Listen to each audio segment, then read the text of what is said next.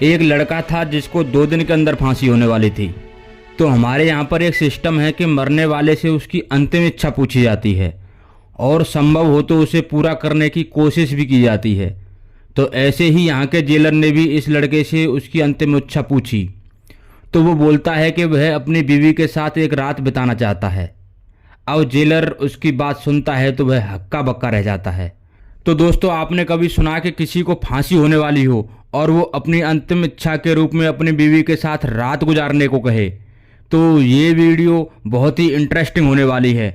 कहानी शुरू करने से पहले आपसे अनुरोध है कि अगर आप चैनल पर नए हैं तो चैनल सब्सक्राइब करके घंटी वाले आइकन को दबा दीजिएगा। तो कहानी शुरू होती है एटा से। एटा में 2 लड़के थे, सुबोध और प्रमोद। दोनों में बहुत गहरी मित्रता थी। साथ में पढ़ने जाना, साथ में खेलना कूदना, मतलब सब काम साथ में ही करते थे। जब पढ़ाई पूरी हुई तो दोनों लोग काम की तलाश करने लगे, लेकिन कोई जॉब नहीं मिली। अब वो दोनों, मतलब प्रमोद और सुबोध, काम की तलाश में एक साथ ही वहाँ से दिल्ली आ जाते हैं। यहाँ पर एक सिलाई की एक्सपोर्ट की कंपनी होती है। दोनों लड़के यहाँ जॉब करने लगते हैं और दोनों का काम बढ़िया चल रहा था। दोनों एक साथ ही एक ही रूम पर रहते थे। प्रमोद की शादी हो चुकी थी। इसी कंपनी में एक लड़की काम करती थी जिसका नाम पूजा था। पूजा भी इन्हीं के साथ काम करती थी। पूजा और प्रमोद दोनों अच्छे से बात करते और वो दोनों साथ में ही खाना खाते। अब दोनों के बीच में अच्छी दोस्ती हो गई थी। पर जैसे जैसे समय बीतता गया तो इस बीच पूजा को प्रमोद से प्यार हो जाता है, पर इस बारे में वो उससे कुछ नहीं कहती। इसी बीच सुबोध ये सब देखकर प्रमोद से कहता है कि वो उसकी बात पूजा से करा दे, पर प्रमोद उससे मना कर देता है और इस बात पर दोनों में लड़ाई हो जाती है। वो एक मूवी का डायलॉग है ना, जिसमें सुनील शेट्टी परेश रावल से कहता है कि सब लड़की का चक्कर है बाबू भैया। कहने का मतलब ये है कि एक लड़की के चक्कर में अच्छे अच्छे रिश्तों में दरार आ जाती है।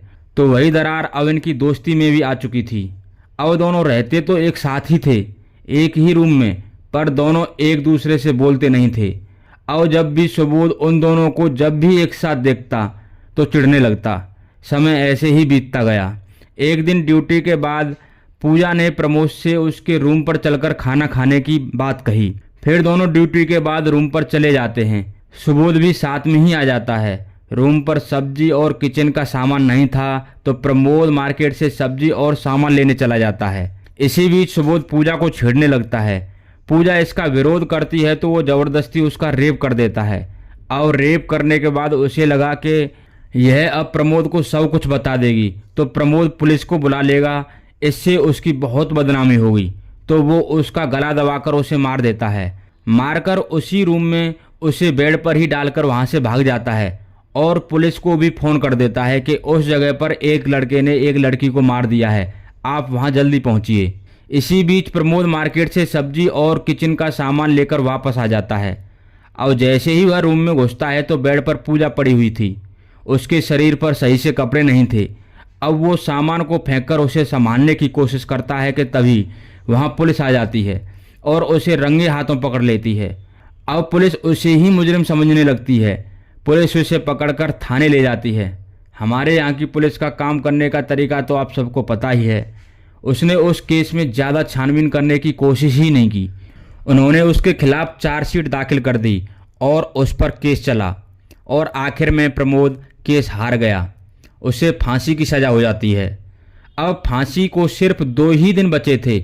हमारे यहाँ का नियम है कि मरने वाले से उसकी आखिरी इच्छा पूछी जाती है और अगर संभव हो तो उसे पूरा करने की भी कोशिश की जाती है। तो ऐसे ही जब जेलर उससे उसकी आखिरी इच्छा पूछता है तो वह बोलता है कि वह एक रात अपनी बीवी के साथ बिताना चाहता है।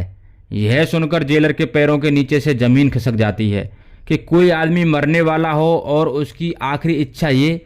लेकिन वो उसकी बात मान लेता है और उसकी बीवी को बुलवाया जाता है। और जिस कमरे में इनके मिलने का इंतजाम किया गया था वहाँ जेलर ने पहले से ही सीसीटीवी ऑडियो कैमरे लगवा दिए थे। वो जानना चाहता था कि आखिर वो क्या बात करना चाहता है। और जैसे ही प्रमोद की बीवी आती है तो जेलर हवलदार से बोलकर उसे उस कमरे में भिजवा देता है जहाँ प्रमोद पहले से ही मौजूद था। अब तो जैसे ही वो दोनों एक दूसरे को देखते हैं तो दोनों एक दूसरे के गले लगकर बहुत रोते हैं। अब प्रमोद की वाइफ रोते हुए उससे कहती है कि तुमने ऐसा क्यों किया? अगर तुम्हें उससे प्यार था तो मुझे बता देते, मैं तुम्हारी उससे शादी करा देती। तो प्रमोद रोते हुए उससे कहता है कि अब तो मैं 2 दिन में वैसे ही मरने वाला हूँ, और मरने वाला कभी झूठ नहीं बोलता। मेरी कोई सुनने वाला नहीं है, इसलिए मैंने तुम्हें बुलाया है। मैंने पूजा को नहीं मारा, मैं और वो सिर्फ एक अच्छे दोस्त थे। वो रोते हुए सारी बातें बताना शुरू करता है कि कैसे सुबोध उससे पूजा से बात करने की बोलता था, और उस दिन मैं तो सामान लेने मार्केट गया हुआ था।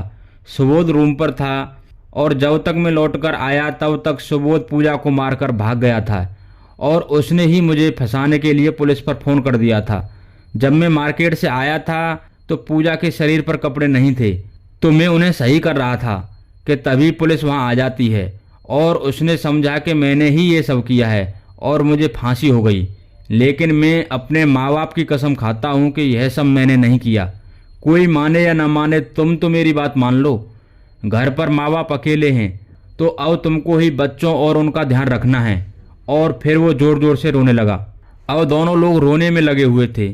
इधर जेलर और बाकी के पुलिस वाले सभी लोग ये सब देख और सुन रहे थे। अब जब उन्होंने ये सब देखा तो उनकी आंखों में भी आंसू आ गए। अब प्रमोद की बीवी भी घर चली जाती है। अब जेलर को लगता है कि शायद एक निर्दोष को फांसी होने वाली है। अब वह सोचता है कि उसे कैसे बचाया जाए। चूँकि समय बहुत कम था, तो उसने वो रिकॉर्डिंग जिसमें प्रमोद और उसकी वाइफ बात कर रहे थे उसे सोशल साइट पर डाल देता है, और वो वीडियो बहुत तेज़ी से वायरल हो गई। बात ऊपर तक गई तो फांसी को रोका गया और केस की दोबारा से सुनवाई हुई।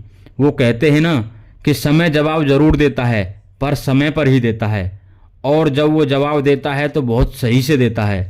तो इस बार प्रमोद बाइज्जत बरी हो जाता है और सुबोध को फांसी की सज़ा हो जाती है। तो इस तरह से एक जेलर की सूझबूझ से एक निर्दोष की जान बच जाती है। इस वीडियो में बस इतना ही। तो दोस्तों, आपको वीडियो कैसी लगी कमेंट बॉक्स में अपनी राय जरूर बताना। इस वीडियो के माध्यम से हमारा उद्देश्य किसी की भावनाओं को ठेस पहुंचाना नहीं है, बल्कि आपको जागरूक करना है। तो फिर मिलते हैं नेक्स्ट वीडियो में। तब तक के लिए नमस्कार, जय हिंद।